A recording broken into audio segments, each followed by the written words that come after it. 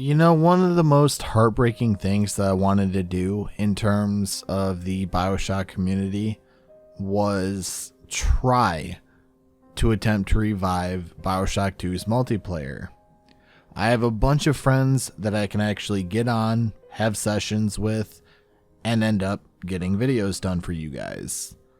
However, if I were to try to do a solo game, like the one you're watching in the background from my friend Rain, you run into hackers. It's such a shame that in 2021, keep in mind, 2021, people are still hacking this game. And the thing that hurts the most is that obviously, since I'm only one person, I can't do anything about it. I want to be able to provide you guys multiplayer gameplay. But if I try to do that on my own, I can't. It's impossible. You always run into a hacker. So for this video in particular, since we're using Rain's gameplay in the background, and please be sure to go check out his channel. He is an incredible Bioshock 2 multiplayer player himself, as well as a YouTuber who could definitely use the boost. And he's a very genuine friend of mine. So please check him out. The link is in the description.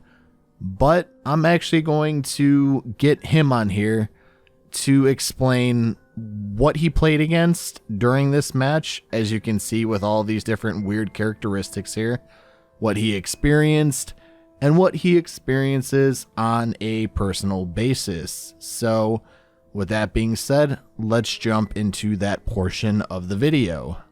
So guys, as I mentioned, we've got Rain here. So this is one of my more close friends in terms of the Bioshock community. More specifically, the Bioshock 2 multiplayer side of things.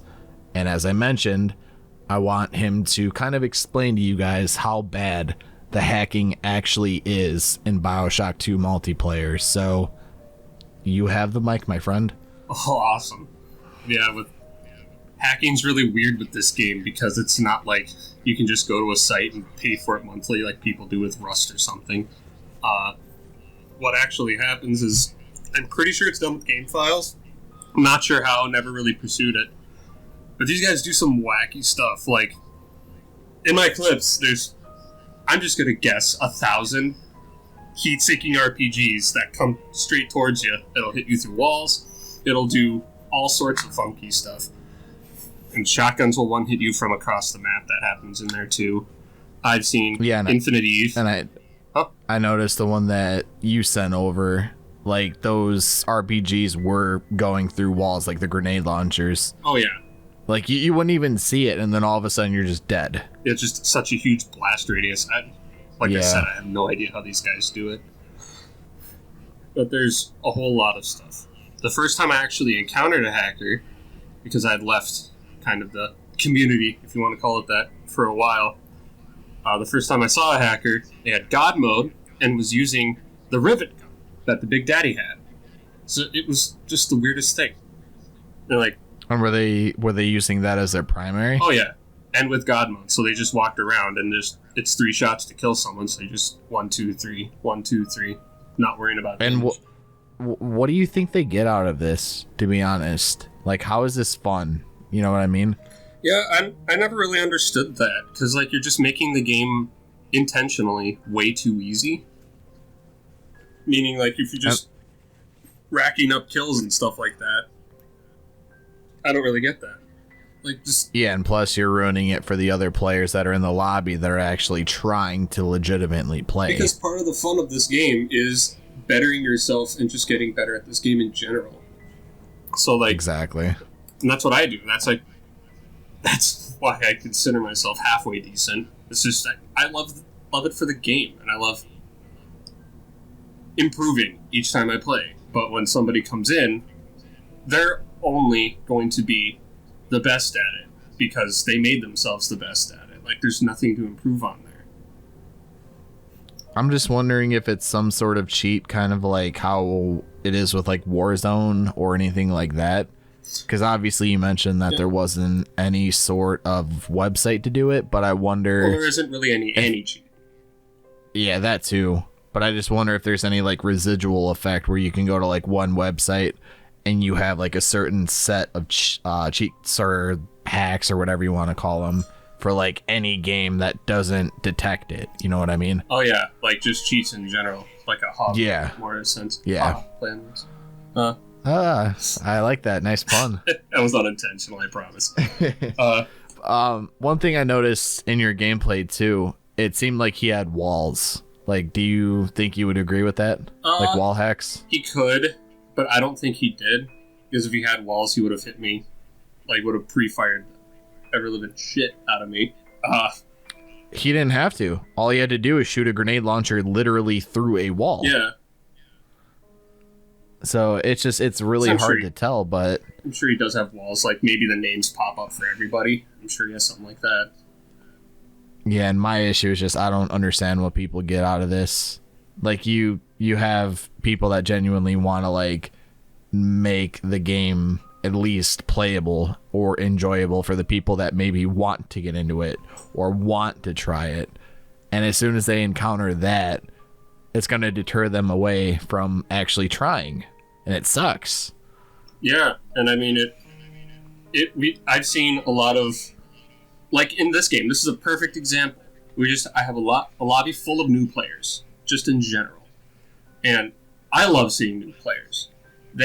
I get a little nervous with them, just because there's a huge skill gap with this game that I've noticed, and it doesn't retain a lot of people. But the thing is, there's a new person here, now I have something else to play with. I'll play lighter than I usually do, I'll probably switch a class.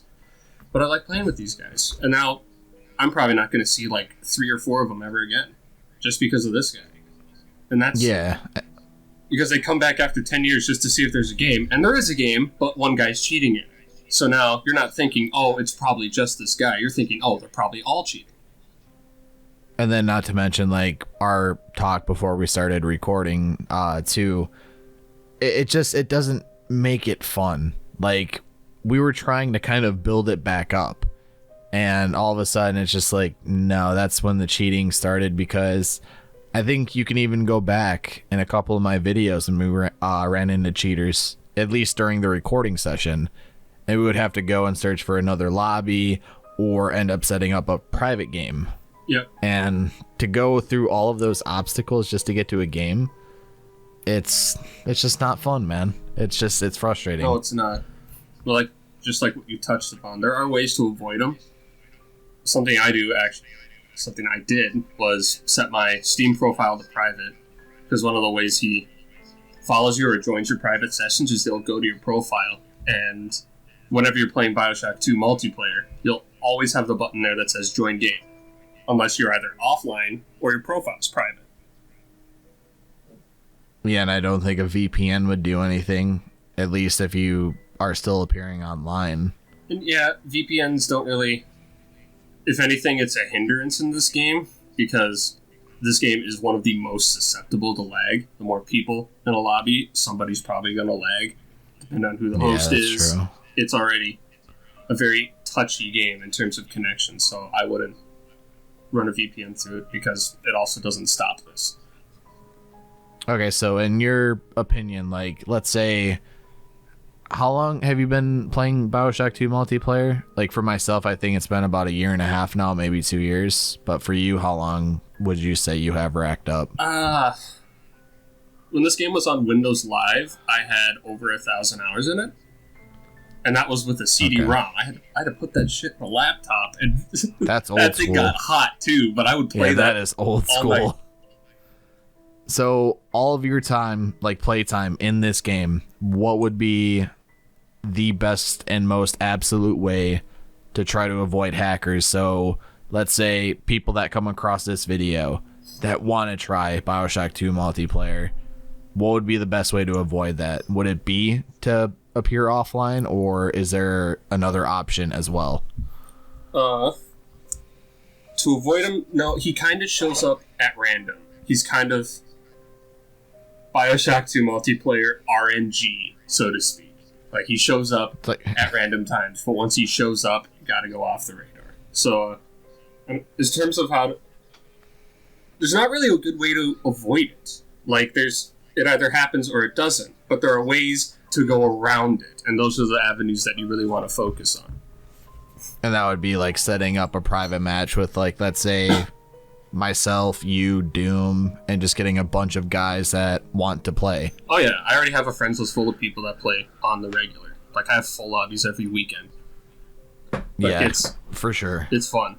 But something I've wanted to say to new players and just people in general that like want to actually continue playing this, add everybody you see in the lobby. That's something I'm going to tell you.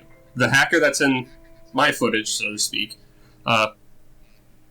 you can't click on his profile like through in-game just because the characters in his name are all screwy and they're not right. You just can't click onto his profile, so don't worry, you won't add him.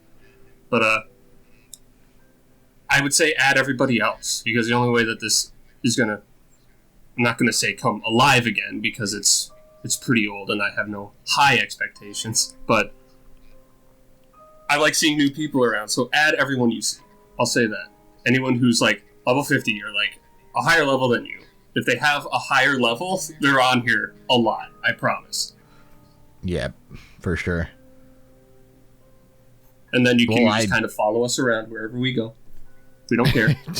Just like little puppy dogs, but in a good way. Like, yeah, like not the Jack, would you kindly way, but in a good, hey, we'll teach it kind of way. Yeah, exactly. And it's rough at first, but you get better. You only get better. Yeah, for sure. And the more you play with us and, you know, learn the tactics and stuff like that, oh yeah, the more fun and the more easy it becomes to kind of grasp the concept.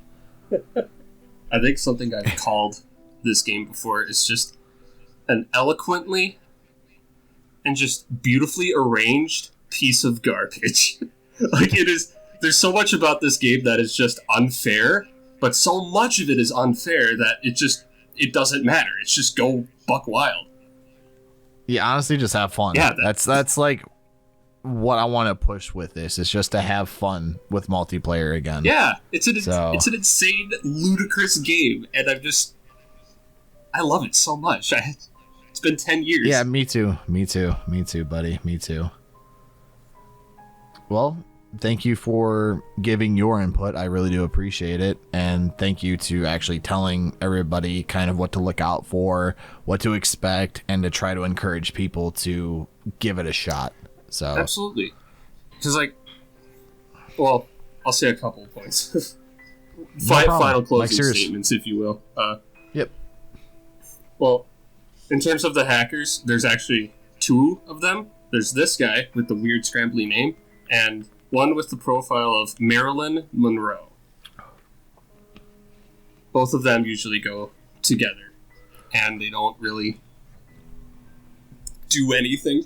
They do some pretty crazy stuff. They fill whole lobbies with bots and just shoot them all day. I don't know how they do it, but it's the weirdest. That sounds fun. Yeah, there's like 32 bots in a lobby, and I'm like, holy crap. And but yeah. Oh, I forgot what I was gonna say.